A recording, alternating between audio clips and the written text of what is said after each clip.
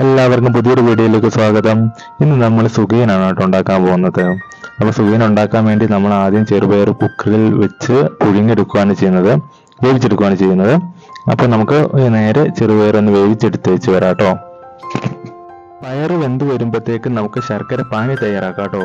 അപ്പോൾ നമ്മളൊരു non stick എടുത്തിട്ട് കുറച്ച് വെള്ളം ഒഴിക്കുക. വെള്ളം ഒഴിച്ചിട്ട് നമുക്ക് ആവശ്യത്തിന് എന്തോരമാണോ മധുരം വേണ്ട അതിനനുസരിച്ച് ശർക്കര അലിയിപ്പിച്ചെടുക്കുകയാണ് ചെയ്യുന്നത്. അപ്പം നമുക്ക് ഒന്ന് ശർക്കര പാനിയായി വരുന്നോളം വരെ ഒന്ന് ജസ്റ്റ് വെയിറ്റ് ചെയ്യാം. ഇളക്കി കൊടുക്കൊന്നും വേണ്ട, നമുക്ക് ആയി വന്നോളും. അപ്പോൾ നമുക്കപ്പോൾ അത് ശർക്കര പാനി ആകുന്നോടം വരെ നമുക്കൊന്ന് വെയിറ്റ് ചെയ്യാം.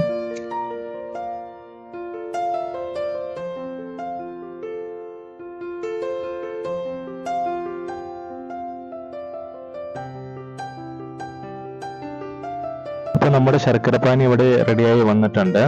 അപ്പോൾ ഇനി നമ്മൾ പുഴുങ്ങി വെച്ചേക്കുന്ന പയറിലേക്ക് ഈ പാനി ഒഴിക്കുകയാണ്. അപ്പോൾ നമ്മൾ അരിപ്പ് വെച്ച് അരിച്ചിടും. കരടും കാര്യങ്ങളൊന്നും വീഴാണ്ടിരിക്കാൻ വേണ്ടിയാണ്. ശർക്കര മേടിക്കുമ്പോൾ അതിൽ തീർച്ചയായും കരടുകൾ ഉണ്ടാവും. അപ്പോൾ അത് വീഴാണ്ടിരിക്കാൻ വേണ്ടിയാണ് അരിപ്പ് വെച്ച് അരിച്ചൊഴിക്കുന്നത്. അപ്പോൾ നമുക്ക് ആവശ്യത്തിന് മധുരം എങ്ങനെയാണോ വേണ്ടത് അതിനനുസരിച്ച് നമുക്ക് നമ്മുടെ ചെറുപയർ പുഴുങ്ങിയതിലേക്ക് നമുക്ക് ഇടാം. അപ്പോൾ നമുക്ക് ഇതിന് ചേർത്ത് കൊടുക്കേണ്ട പൊടി എന്ന് വെച്ചാൽ ജീരകവും ഏലക്ക പൊടിച്ചതുമാണ് ചേർത്ത് കൊടുക്കണേ ആവശ്യത്തിന്. ഒരുപാട് പൊടി പോലെ അപ്പോൾ അതിൻ്റെ കുത്തലുണ്ടാവും.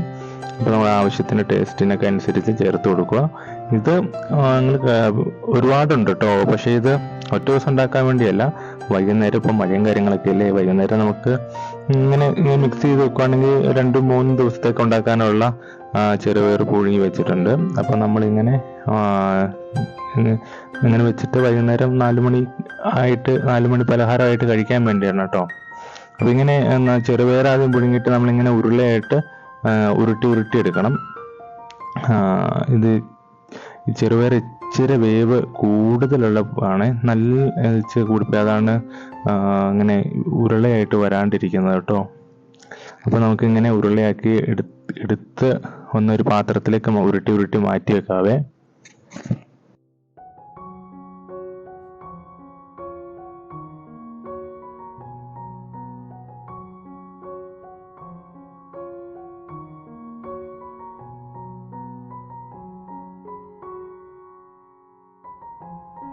അപ്പോൾ ഇനി നമുക്ക് പൊടി തയ്യാറാക്കണം. അപ്പോൾ അതിൽ നമ്മൾ മൈദമാവാണ് എടുത്തേക്കുന്നത്. മൈദമാവിൽ മല്ലിപ്പൊടി മാത്രം, പിന്നെ നമുക്ക് ഒരു ചെറിയ നുള്ള് പഞ്ചസാരയും അതിനത്ര തന്നെ ഉപ്പും ചേർക്കണം കേട്ടോ.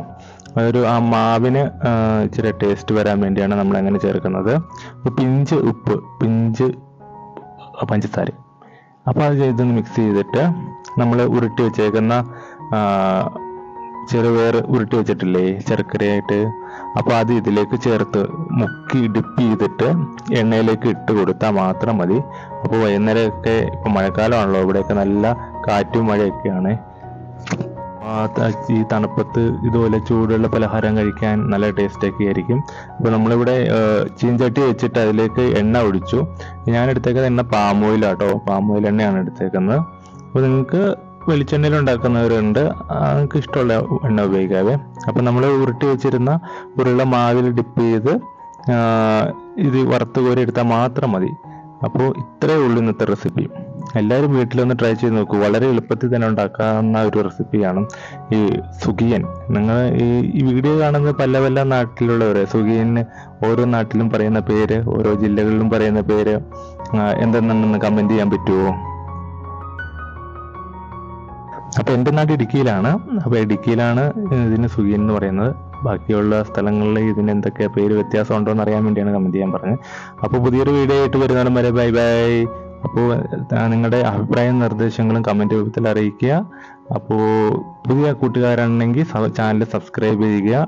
അപ്പോൾ എൻ്റെ പുതിയ വീഡിയോകൾ നിങ്ങൾക്ക് നോട്ടിഫിക്കേഷൻ ആയിട്ട് വരുന്നതാണ്. അപ്പോൾ മറ്റൊരു വീഡിയോ ആയിട്ട് വരുന്നതിനും വരെ ബൈ.